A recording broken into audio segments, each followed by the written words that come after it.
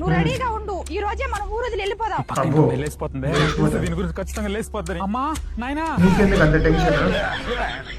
నన్ను ఎందుకు కట్టేశారా? నువ్వు లేసిపోతే లేసిపో, మా ఫ్యామిలీకి ఏం ప్రాబ్లం లేదు.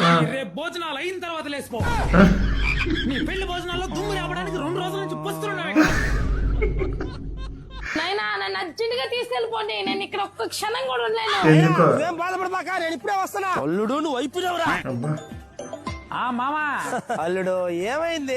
అరే మామా గోల్డ్ నెక్లెస్ కావాలంటుంది.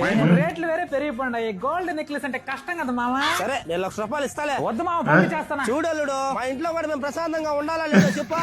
2 లక్షలు ఇస్తా, ఆ రాకాసులు మాత్రం పంపి బాగా. కాదు మామ, ఎక్కువ డిమాండ్ చేస్తుంది. ఇంకేం మాట్లాడబాక, 5 లక్షలు పంపుతా. నీకు దండం పెడతా, నా కూతురు మొడుకు ఇక్కడ పంపి బాక అల్లుడా. సరేలే నీ ఇష్టం కదా, ఎవ- తీసిస్తా. ఎవరెవరిని ఫోన్ ఇవ్వు.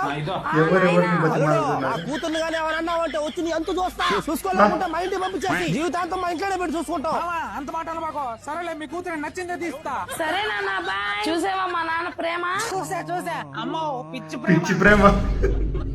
సర్లే రెడీ, 1,00,000 రూపాయలకి నీకు నచ్చింది తీస్తా. సర్లే